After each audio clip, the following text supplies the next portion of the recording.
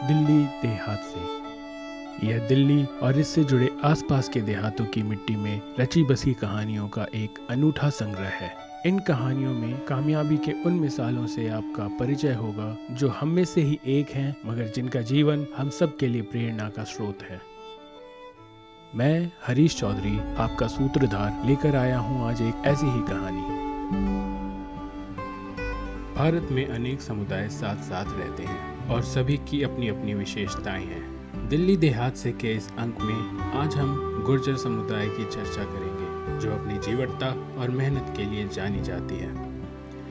गुर्जर समुदाय एक खानाबदोश समुदाय हुआ करती थी, जिसका इतिहास मूलतः मध्य एशिया के कॉकेशस प्रांत से जोड़ा जाता है, जहां आज जॉर्जिया और अर्मेनिया जैसे देश बसे हैं। इतिहासकारों की माने तो यह समुदाय 4वीं से 6वीं शताब्दी के दौरान मध्य एशिया से अफगानिस्तान खाइबर पास के रास्ते आज के भारत के गुजरात प्रांत तक आए। कुषाण व हुन वंश के वो शुरुआती कबीले थे जो उस समय के भारत के सत्तासीन राजवंशों से कई संघर्षों के बाद यहाँ के इतिहास का हिस्सा बने। गुर्जर राजवंशों के समय के साथ साथ विघटित होते रहने से यह समुदाय फिर से धीरे धीरे कबीलों में बदलने लगे। समय के साथ उन्होंने खेती और पशुपालन का काम अपनाया। परंपरागत रूप से गुर्जर खानाबदोश चरवाहे थे। जहां एक तरफ इस समुदाय में अनेक जातियों का समावेश है, वहीं दूसरी तरफ इस समुदाय में हिंदू और मुसलमान दोनों ही धर्मों को मानने वाले लोग हैं।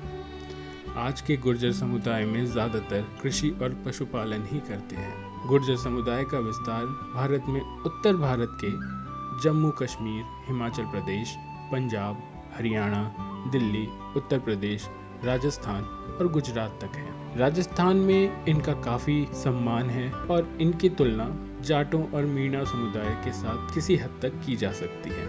उत्तर प्रदेश, हिमाचल और जम्मू कश्मीर में रहने वाले गुर्जरों की स्थिति थोड़ी अलग है, जहां हिंदू और मुसलमान दोनों ही गुर्जर देखे जा सकते हैं, जबकि राजस्थान में गुर्जर सिर्फ हिंदू हैं। समाज शास्त्रियों के अनुसार हिंदू वर्ण व्यवस्था में इन्हें क्षत्रिय वर्ग में रखा जा सकता है, लेकिन जाति के आधार पर ये राजपूतों से पिछड़े माने जाते हैं।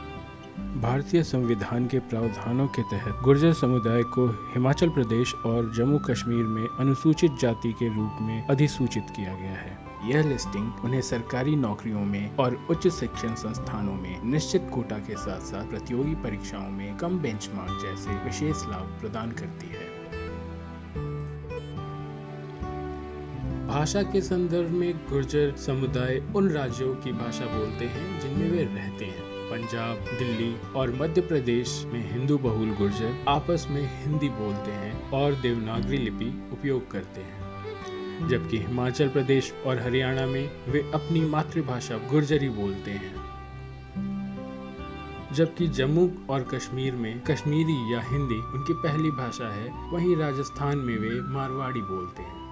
उत्तर प्रदेश, उत्तरांचल, पंजाब में मुस्लिम बहुल गुर्जर समुदाय के लोग उर्दू को अपनी पहली भाषा के रूप में बोलते हैं। हालांकि गुर्जर समुदाय के शहरी व संभ्रांत परिवारों में लोगों ने शिक्षा की महत्ता पर बहुत जोर दिया है। साथ ही इस समुदाय से खेल कूद में भी लोग आगे आते रहे हैं। मगर बड़े पैमाने पर देखा जाए तो गुर्जर समुदाय में साक्षरता के प्रति जागरूकता अन्य समुदायों के तुलना में विशेष रूप से लड़कियों के लिए कम है, जिसका पुरुष व महिला लिंग अनुपात पर भी नकारात्मक असर पड़ता है। गुर्जर समुदाय काफी बड़ी समुदाय है, जिनकी संख्या लगभग 2 करोड़ है, जो मुख्य रूप से राजस्थान, उत्तर प्रदेश, उत्तराखंड, मध्य प्रदेश, हरियाणा, महाराष्ट्र, गुजरात, पंजाब, उड़ीसा, हिमाचल प्रदेश, जम्मू कश्मीर और दिल्ली में फैले हुए हैं। दिल्ली की बात करें तो दिल्ली प्रदेश में गुर्जर समाज के लगभग 80 गांव हैं, जिससे इनकी संख्या का दिल्ली के कुल आबादी की तुलना में पता लगाया जा सकता है। आज गुर्जर समुदाय इस जमाने के साथ पूरी सरगर्मी के साथ प्रगति की राह पर अग्रसर है। यह समुदाय मुख्य धारा से जुड़ने के लिए निरंतर प्रयत्नशील है। दिल्ली में अन्य पिछड़ा वर्ग आयोग के पूर्व अध्यक्ष श्री हरिओम डेढ़ा ने इस प्रयास में इस समुदाय के उत्थान के लिए कई सार्थक कदम उठाए हैं। इन्हीं जैसे कई महानुभावों के अनुभव व मार्गदर्शन से इस समुदाय का भविष्य उज्जवल है।